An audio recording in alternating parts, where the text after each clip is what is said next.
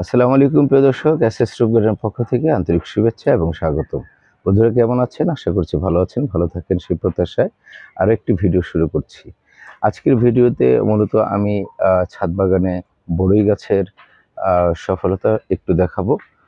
মূলত আপনি যদি একটি জিও ব্যাগে অথবা ইট সিমেন্টের করা একটি ছোট টবে অথবা পার্মানেন্ট শেডে আপনি বড়ই গাছ করে কিভাবে আপনি ফলাফল ভালো পেতে পারেন তার একটি আহ, ভিডিও আপনাদের সামনে নিয়ে হাজির হয়েছে। আশা করছি ভিডিওটি ভালো লাগবে আপনাদের কাছে, এবং যারা এখন পর্যন্ত আমার চ্যানেলটি সাবস্ক্রাইব করেনি প্লিজ সাবস্ক্রাইব করে দিবেন, যেন প্রতিটি ভিডিও আপনি সবার আগে পেতে পারেন। তাহলে বন্ধুরা চলুন, আমার বড়ই গাছটি দুটি বড়ই গাছ আছে, সেই দুটি বড়ই গাছ আপনাদেরকে দেখাবো। এখানে দেখতে পাচ্ছেন বন্ধুরা, আমার একটি ছোট করে ইট দিয়ে তৈরি করা এরকম একটি ছোট করে আমি বানিয়ে নিয়েছি, এবং এখানে আমি বড়ই গাছটি দিয়েছি। বড়ই গাছটির কাণ্ড বেশ মোটা হয়েছে। আমি সবসময় বলে থাকি বন্ধুরা, আপনারা যে কোনো ফল গাছ আগে সেটিকে সুস্থ সবল একটি গাছে রূপান্তর করার চেষ্টা করবেন, আর তারপর থেকে সেটিতে বড়ই নিলে আশা করা যাচ্ছে যে কোনো ফলই আপনি নেন না কেন আপনি ভালো ফলাফল পেতে পারেন। অর্থাৎ গাছটিকে প্রথমত আপনার একটি সুন্দর সুস্থ সবল গাছ হিসেবে এটিকে রূপান্তর করতে হবে। সেই জন্য যেই সাইডের যে ব্রাঞ্চগুলো থাকে প্রতিটি ডালের, যেমনটি ধরুন এখানে ছোট ছোট এরকম যেই ডালপালাগুলো রয়েছে সেগুলো কেটে দিতে হবে।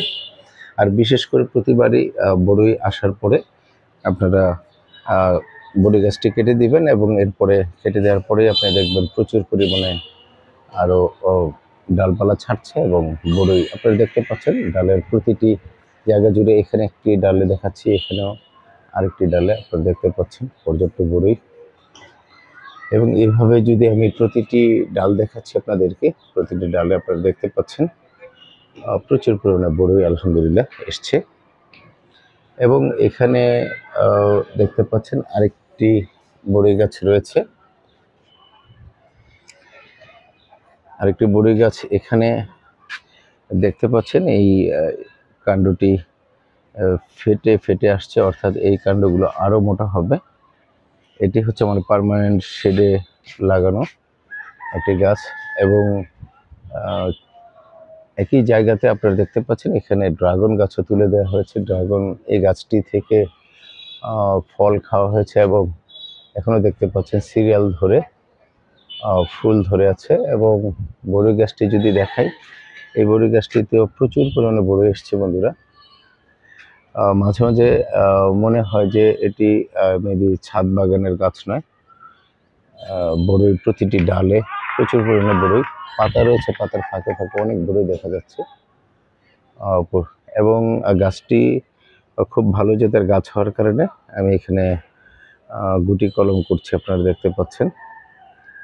আরও কয়েকটি কলম এখানে করা ছিল, কিন্তু এগুলো ঝড়ে ডালগুলো ভেঙে ফেলেছে।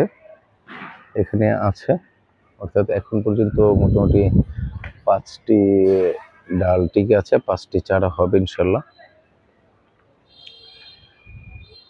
তো আরও যদি কিছু ডালপালা দেখাই, দেখতে পাচ্ছেন আপনারা সেই অনেক দূর পর্যন্ত ডালগুলো চলে গেছে, এবং প্রতিটি ডালে বন্ধুরা ফল রয়েছে।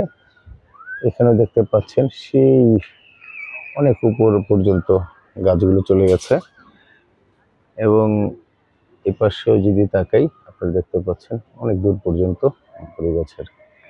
আমার এই বড়ই গাছগুলোর ডাল এখান থেকে কেটে দেওয়া হয়েছিল এর আগের এই ফলগুলো আসার আগে। ঠিক যে ফলগুলো ছিল সেগুলো খাওয়ার পরে এই ডালগুলো এখান থেকে কেটে দিয়েছে, এবং এখান থেকে প্রচুর পরিমাণে ডাল আপনারা দেখতে পাচ্ছেন।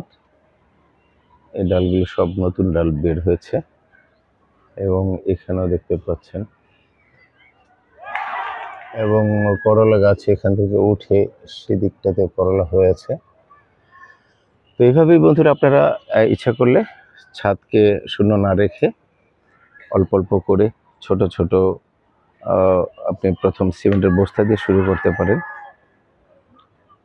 এবং তারপরে আপনি আস্তে আস্তে ছোট ছোট করে পার্মানেন্ট শেড করে নিতে পারেন আপনার ছাদের অবস্থা বুঝে একই জায়গাতে আপনারা দেখতে পাচ্ছেন। এখানে দেখাচ্ছি বন্ধুরা, এখানে কি পরিমাণ ফল এসছে। এখান থেকে ড্রাগন পাচ্ছি,